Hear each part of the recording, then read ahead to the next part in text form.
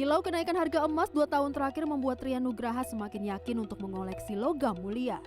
Emas fisik menjadi pilihan utama Rian yang mulai mengoleksi emas sejak 2023 lalu.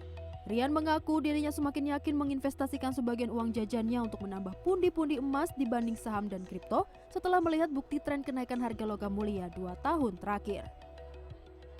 Kan kalau aku ngelihat ininya saham sama kripto, apalagi kripto kan dia risknya lebih tinggi ya, dan saham juga naik beneran harganya nggak konstan kan kayak emas. Ngelihat emas harganya beneran yang dari kalau nggak salah dulu masih sempat 1 juta, sekarang kemarin tuh kalau nggak salah udah 3 juta, itu beneran yang kayak naik terus kan, makanya kayak yaudah investasi emas aja lah, lebih future proof gitu. Selain Rian, Munira Marzuki, remaja putri yang baru masuk dunia kerja ini memilih emas karena melihat cara orang tua berinvestasi zaman dahulu. Apalagi saat ini, emas digital semakin gampang dibeli, salah satunya melalui aplikasi. Kalau saya saat ini makanya lebih prefer emas digital ya. Kenapa emas digital? Karena pertama anak kosan.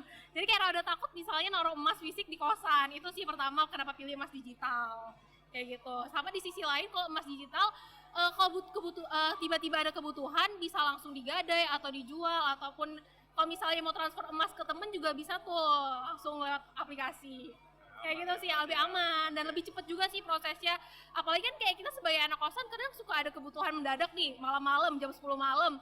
Kalau datang ke outlet atau mau ke toko emas kan ada susah. Nah lewat aplikasi tuh kebetulan bisa. Jadi suka transaksi di atas jam 10 itu bisa lah, aman lewat aplikasi. Head of Departemen Brand Strategy PT Pegadaian, Hadi Permadi Kusuma menyebut pihaknya mulai menyasar anak muda untuk menabung maupun mencicil emas. Sebagai bullion bank, PT Pegadaian menggelar Tring Digital Lounge di Mall Kota Kasablanka untuk memberikan pengalaman transaksi emas digital, cek kadar emas, serta mencoba ATM emas yang sedang digandrungi para Gen Z. Ini mungkin hampir mayoritas di 80% ke atas sih, karena memang anak muda ini kan melek teknologi ya. Jadi di sini kita memperkenalkan Tring, karena Tring ini kita kemarin launching di Oktober 2025. Nah dari situ ada beberapa kemudahan-kemudahan, salah satunya adalah membantu para generasi Z, gitu, para anak-anak muda ini untuk mulai melek investasi emas.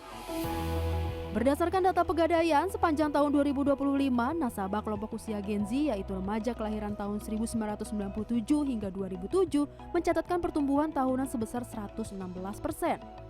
Angka ini jauh melampaui pertumbuhan kelompok usia lainnya. Milenial tumbuh sebesar 49%, disusul oleh Gen X sebesar 34% dan Baby Boomer sebesar 32%. Adapun total pengguna tabungan emas Pegadaian secara nasional telah mencapai 4,85 juta nasabah. Pengamat ekonomi, mata uang dan komoditas Ibrahim Aswaibi menjelaskan banyak Gen Z yang merasa bingung untuk berinvestasi. Namun saat mulai terjadi masalah investasi dan koreksi harga kripto, membuat Gen Z mulai mencari investasi yang aman, yaitu emas. Gen Z ini sebenarnya yang paling banyak ya prosentasenya yang mereka memiliki dana tetapi kebingungan kemana, karena kemarin kan sudah terlalu banyak di kripto ya, kemudian di lain, kemudian setelah ada masalah yang kita lihat begitu fenomenal ya, masalah Timothy, akhirnya orang beralih bahwa mungkin yang paling aman itu adalah sebagai safe haven itu adalah di logam mulia. Nah akhirnya apa? Dengan kondisi sebelumnya yang dianggap gagal, mereka beralihlah ke logam mulia. Nah logam mulia yang seperti apa?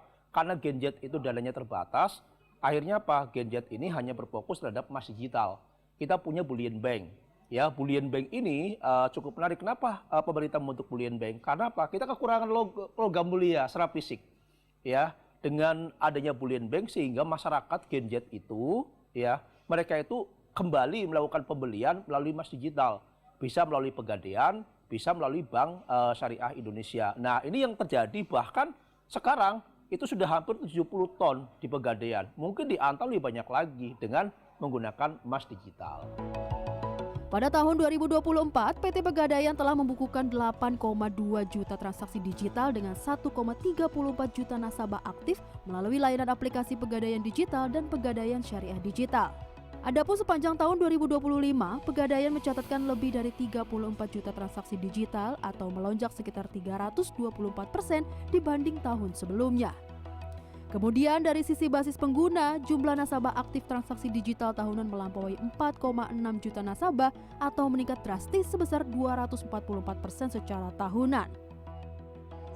Agung Happy, Maranatha, Jakarta.